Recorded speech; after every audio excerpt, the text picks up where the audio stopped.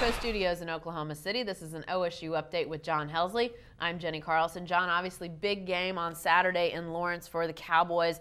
A close game that was kind of all over the board. What was your parting thoughts as you watched that game on Saturday, which ended up being fantastic? Yeah, the parting thoughts I think are, from going from really what looked like almost disaster of a first half, down 19 points, 17 at halftime, and then they found a way to come back and to kind of right the ship a little bit. And I think they did it in a way, it wasn't sort of just some happenstance. They had a good plan in the second half. They whittled the lead. They were able to play aggressively, which foul trouble didn't allow them to do in the first half.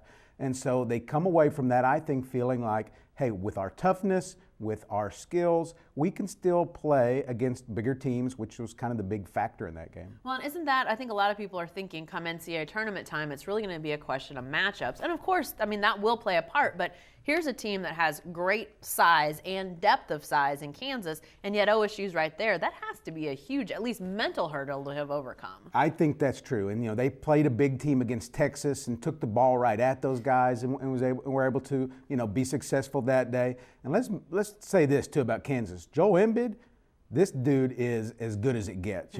After the game, Bill Self said even before the season he thought he could be the best big man in the country. He's now looking like he's the #1 pick in the draft.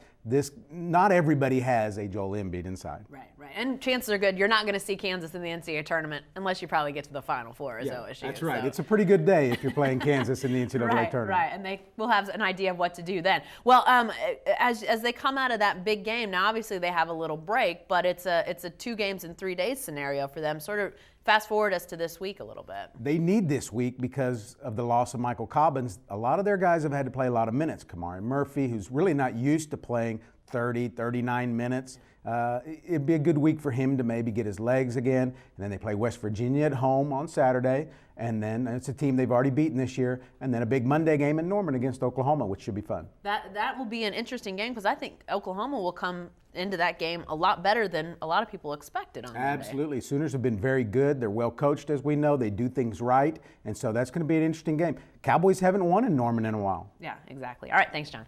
Sure, stay with the best coverage team anywhere at newsok.com and every day in the Oklahoman.